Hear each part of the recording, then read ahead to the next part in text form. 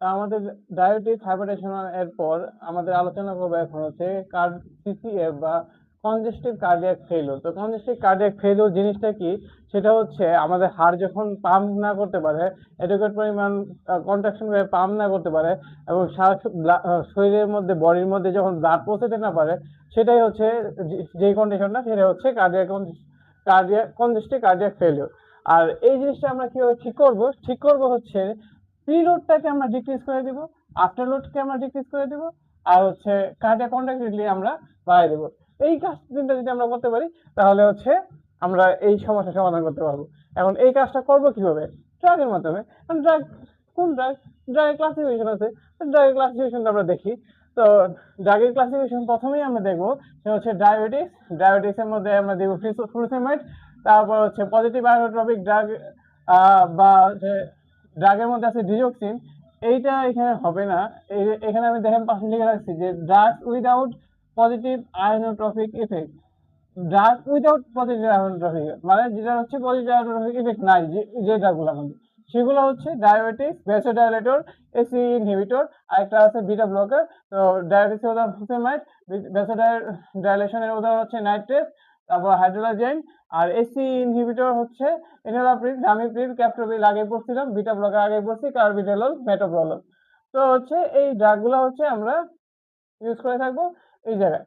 আর আরেকটা ক্লাসিফিকেশন আছে, সেটা হচ্ছে ড্রাগ উইথ পজিটিভ, একটা পড়ছি উইথআউট, আর এখন আমরা করবো হচ্ছে উইথ পজিটিভ আয়োনোট্রপিক ইফেক্ট। সেটার মধ্যে হচ্ছে কি আছে? কার্ডিয়াক গ্লাইকোসাইডের এক্সাম্পল কি? ডিগক্সিন, ডিটক্সিন। আমরা ডিগক্সিনের মেকানিজম বিস্তারিত পড়বো, আর এখানে হচ্ছে এসি ইনহিবিটরটা আমরা বিস্তারিত পড়বো, আর বাকিগুলো তেমন বিস্তারিত দরকার নাই।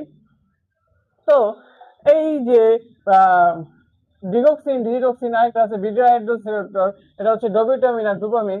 এবং ডিগক্সিনের যে মেকানিজম অ্যাকশনটা কিভাবে কাজ করে, কিভাবে এই কনজেস্টিভ কার্ডিয়াক ফেলিওরটা রিলিভ করে, সেটা আমরা এখন দেখবো। মেকানিজম অ্যাকশন অফ ডিগক্সিনের মেকানিজম অ্যাকশন কি? Inhibit sodium potassium ATPase pump. যদি সোডিয়াম পটাশিয়াম এটিপিএস পাম্প যদি বন্ধ করে, কোনোভাবে ব্লক করে ফেলে, তাহলে কি হবে? কোষের মধ্যে সোডিয়াম আয়ন বাড়বে না, কারণ সোডিয়াম আয়ন কোষ থেকে বের হতে পারতেছে না।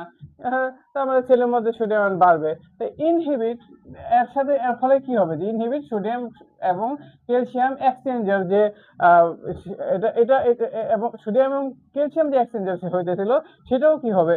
সেটা ক্যালসিয়াম ডিক্রিজ হবে, এক্সপালশন ফ্রম দ্য সেলের মধ্যে থেকে ক্যালসিয়ামও বের হবে না।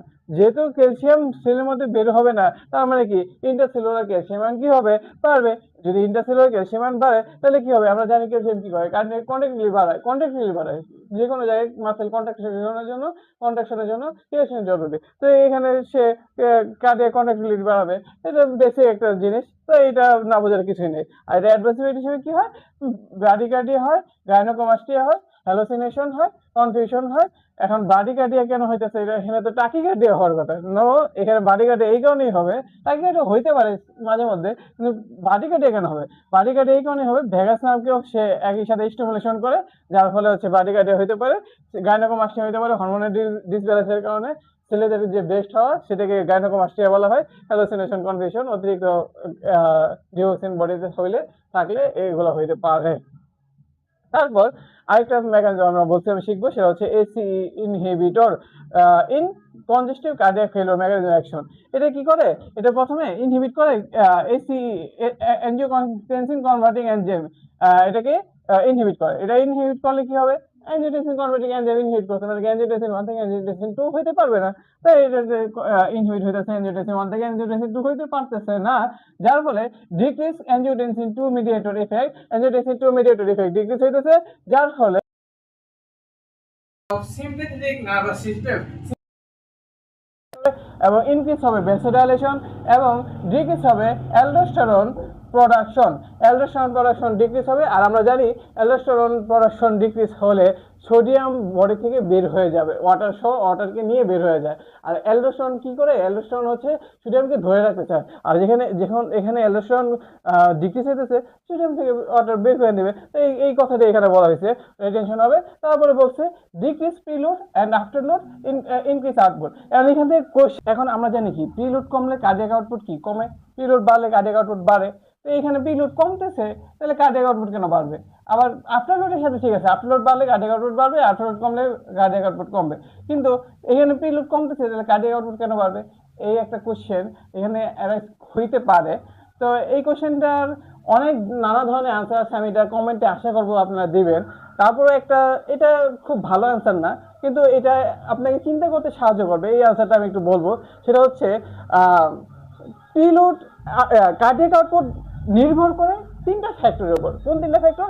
একটা হচ্ছে প্রিলোডের উপর, একটা হচ্ছে আফটার লোডের উপর, একটা হচ্ছে কার্ডিয়াক কন্ট্রাক্টিলিটির উপর। এখন কার্ডিয়াক কন্ট্রাক্টিলিটি আর আফটার লোড, এই কার্ডিয়াক কন্ট্রাক্টিলিটি আর আফটার লোড এই এর পক্ষে যেতেছে, ডিক্রিজ হইতেছে। কারণ আমরা জানি আফটার লোড ডিক্রিজ হলে কার্ডিয়াক আউটপুট ইনক্রিজ হয়, আর প্রিলোড ডিক্রিজ হলে কার্ডিয়াক ডিক্রিজ হয়। তো এই ক্ষেত্রে যেহেতু আফটার লোডও ডিক্রিজ হইতেছে, কার্ডিয়াক আউটপুট ইনক্রিজ হইতেছে, কার্ডিয়াক কন্ট্রাক্টিলিটি ইনক্রিজ হইতেছে, দুইটা ফ্যাক্টর এটার পক্ষে কাজ করতেছে। তার ফলে একটা ফ্যাক্টরের বিপক্ষে কাজ করলেও এর কোনো সমস্যা হবে না, কার্ডিয়াক আউটপুট ইনক্রিজ হবে। এরকম একটা ব্যাখ্যা হইতে পারে। এর থেকে ভালো ব্যাখ্যা আরও আছে, আপনারা চাইলে কমেন্টে লিখতে পারেন। এই ছিল মোটামুটি ওভারঅল কন্ডেন্সড কার্ডিয়াক ফেলিউরের আলোচনা।